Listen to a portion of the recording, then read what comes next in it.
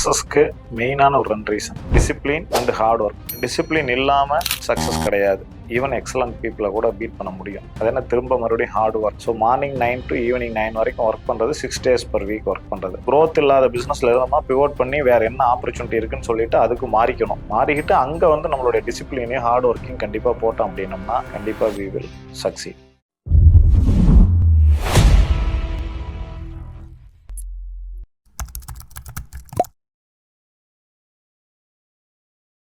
Welcome to beyond limits by Gokul. இன்னொரு புதிய வீடியோவுக்கு உங்களை வரவேற்கிறேன்.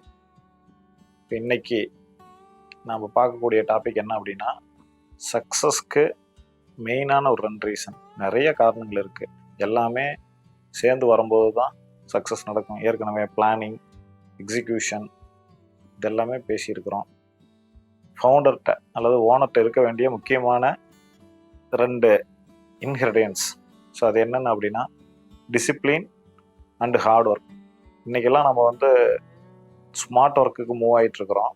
அது என்ன, திரும்ப மறுபடியும் ஹார்ட் ஒர்க். இப்போ அடுத்த வீடியோவில் அந்த ஸ்மார்ட் ஒர்க்கை பற்றி பேசுகிறேன், ப்ரொடக்டிவிட்டிங்கிற ஆங்கிளில். அதை நெக்ஸ்ட் வீடியோவில் நீங்கள் வாட்ச் பண்ணுங்கள். இப்போ டிசிப்ளின் அண்டு ஹார்ட் ஒர்க்கை பற்றி பேசுவோம். டிசிப்ளின் இல்லாமல் சக்ஸஸ் கிடையாது. அது நீங்கள் வந்து எக்ஸாமில் பசங்க படித்து பாஸ் ஆகிறதுலாகட்டும், பாஸ் ஆகிடலாம், ஏதோ ஒன்று ஒரு ஆவரேஜாக படித்தா கூட. பட் ஆனால் ஃபஸ்ட்டு மார்க் ஸ்கோர் பண்ணணும் அப்படின்னா அங்கே டிசிப்ளின் இருக்கணும். அதாவது சில எக்ஸப்ஷனல் இருக்கும், கேஷுவலாக படிப்பாங்க, அவங்க பார்த்தா நல்ல மார்க் வாங்கிடுவாங்க. ஸோ அதையெல்லாம் எக்ஸப்ஷனல் கேசஸ் எல்லாம் நம்ம வந்து எக்ஸாம்பிளாக எடுத்துக்க முடியாது. So discipline and hard work beat even excellent பீப்புளை கூட பீட் பண்ண முடியும், டிசிப்ளினும் ஹார்ட் ஒர்க்கும் இருந்ததுன்னா. அதாவது இங்கே சொல்ல வர்றது மெயினாக வந்து ஒரு டைம் டிசிப்ளின், சரிங்களா? அப்புறம் எடுத்ததை கரெக்டாக செஞ்சு முடிக்கிறது. ஸோ இந்த மாதிரி டிசிப்ளின். அதே சமயத்தில் ஹார்ட் ஒர்க்னால் இப்போ நீங்கள் மார்னிங் 9 to ஈவினிங் 9 வரைக்கும் ஒர்க் பண்ணுறது, 6 days per week ஒர்க் பண்ணுறது, 1 day மட்டும்தான் ரெஸ்ட்டு.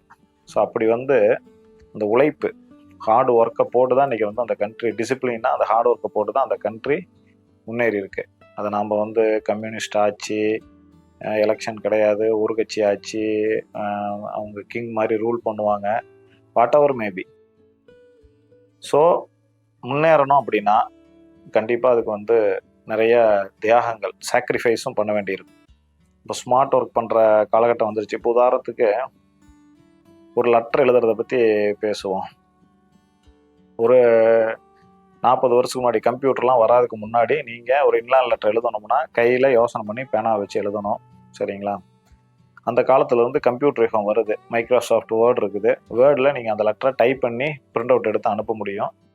ஸோ அதுக்கு இதுக்கும் கொஞ்சோண்டு ப்ரொடக்டிவிட்டி இம்ப்ரூவ் ஆயிடலாம். இப்போ நீங்கள் எழுதுறதுக்கும் டைப் பண்ணுறதுக்கும் கொஞ்சம் மறுபடியும் வந்து இதில் வந்து கரெக்ஷன்ஸ் பண்ண முடியும். அதில் கரெக்ஷன் பண்ணாமே எழுதணும். இதில் வந்து அதில் ஏதாவது தப்பு போயிடுச்சுன்னா அடித்தல் வரும். இதில் ஆனால் வந்து நீங்கள் டெலீட் பண்ணிவிட்டு மறுபடியும் ஆட் பண்ண முடியும். ஸோ ப்ரொடக்டிவிட்டி கொஞ்சோண்டு இம்ப்ரூவ் ஆகிருக்கும். பட் இன்றைக்கி அதே ஒரு லெட்ரு ஏஐயில் எழுதுறது ரொம்ப, நீங்கள் வந்து அந்த கூகுளில் சர்ச் கீவேர்டை வச்சு சர்ச் பண்ணுவோம், அது மாதிரி இதில் வந்து ப்ராம்ப்ட்னு பேர். ஏஐ பொறுத்த வரைக்கும் அந்த ப்ராம்ப்ட் நீங்கள் கொடுத்தீங்க அப்படின்னா, இப்போ உதாரணத்துக்கு வந்து முதல்ல கையில் எழுதுற லெட்ரு ஒரு 1/2 மணி நேரம் ஆகுதுன்னு வச்சுக்கோங்க, மைக்ரோசாஃப்ட் வேர்டில் ஒரு 20 minutes ஆகுதுன்னு வச்சுக்கோங்க. இன்றைக்கி நம்ம 3 to 5 minutes வந்து ஒரு லெட்டரை டிராஃப்ட் பண்ணிட முடியும், ஸோ ஏஐ மூலியமாக. ஸோ அப்போ அந்த வேகம், சரிங்களா? ஆனால் ஹார்ட் ஒர்க் அப்படிங்கிறது, நான் அது மாதிரி வந்து இப்போ ஒரு லெட்டர் போகுதுன்னு உட்காந்துக்கிட்டா அது முடிஞ்சுது. நான் ஒரு லெட்டர் பண்ணதை இன்றைக்கி 10 லெட்டர் பண்ண முடியுது அப்படின்னா அந்த டைமை வந்து ஃபுல் டைமும் நம்ம யூட்டிலைஸ் பண்ணணும். காலையிலேருந்து நம்மளுடைய டைமு, காலையில் நம்ம ஆஃபீஸ்க்கு வரோம், சாயந்தரம், அதான் சொல்லுவாங்க, நீங்கள் first come to office. So even how much நான் டிசிப்ளின், ஏன்னா நான் எல்லாருக்கும் அறிவுரை சொல்கிறதுக்கு முன்னாடி நான் எவ்வளோ டிசிப்ளின்னா அதில் நான் கொஞ்சம் வீக் தான், but I am keep on improving. அப்புறம் எல்லோரும் முடிஞ்சதுக்கப்புறம், எல்லோரும் கிளம்புனதுக்கப்புறம் ஆஃபீஸை விட்டு போகிறது, அது மோஸ்ட்லி என்கிட்ட இருக்குது, சரியா? ஸோ இந்த மாதிரி வந்து நம்ம ஹார்ட் ஒர்க், அந்த டிசிப்ளினோட ஹார்ட் ஒர்க் பண்ணணும் அப்படின்னா, ஃபோக்கஸ்டாக பண்ணும்போது கண்டிப்பாக வந்து சக்ஸஸ் இருக்கும். ஆனால் அதில் இன்னொரு ஃபேக்டர் இருக்குது. நீங்கள் வந்து எந்த இண்டஸ்ட்ரியில் இருக்கிறீங்க, அந்த இண்டஸ்ட்ரி வந்து இனிமேல் க்ரோத் ஆகக்கூடிய இண்டஸ்ட்ரியா? அதுக்கு தான் ஏற்கனவே டேம்லாம் பேசியிருக்கிறோம், டோட்டல் அட்ரஸபிள் மார்க்கெட்னு பேசியிருக்கிறோம். அந்த இண்டஸ்ட்ரிக்கு மார்க்கெட் இருக்குதா, மார்க்கெட் சைஸ் இருக்காங்கிறத நம்ம கண்டிப்பாக வாட்ச் பண்ணணும். அது இல்லாமல் நீங்கள் என்னதான் டிசிப்ளினாக இருந்து ஹார்ட் ஒர்க் பண்ணிங்கனாலும் வந்து சக்ஸஸ் வந்து it is very difficult. So பிவோட்னு ஒரு வார்த்தை இருக்குது. ஸோ நீங்கள் வந்து இப்போ அன்றைக்கி தான் ஒருத்தர் பேசிகிட்டு இருக்கும்போது சொன்னார், இப்போ நம்ம எல்லாருமே சாம்சங் மொபைல் எல்லாம் கேள்விப்பட்டிருப்போம். சாம்சங்கோட ஃபஸ்ட்டு பிஸ்னஸ் வந்து கருவாடு விற்கிறது தான். அவன் ஆரம்ப காலகட்டத்தில் வந்து அவன் வந்து they started with founder start பண்ணது வந்து கருவாடு விற்கிறது. பட் இன்றைக்கி எலக்ட்ரானிக்ஸ்க்கு அதுக்கும் சம்மந்தம் இல்லை. ரிலையன்ஸ் அப்படி தான், டெக்ஸ்டைல் இருந்தாங்க, பெட்ரோலியத்துக்கு வந்தாங்க, இன்றைக்கி மொபைல் நெட்ஒர்க்குக்கு வந்துட்டாங்க. ஸோ ரீட்டைலில் இருக்கிறாங்க. இதெல்லாம் அவங்களுக்கு அன்ரிலேட்டட் பிஸ்னஸ். அந்த பிவோட் ஆகி மாறிக்கிறது.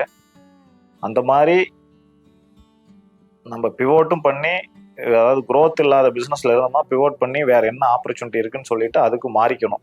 மாறிக்கிட்டு அங்கே வந்து நம்மளுடைய டிசிப்ளினையும் ஹார்ட் ஒர்க்கையும் கண்டிப்பாக போட்டோம் அப்படின்னோம்னா கண்டிப்பாக வி வில் சக்சீட். தேங்க்யூ.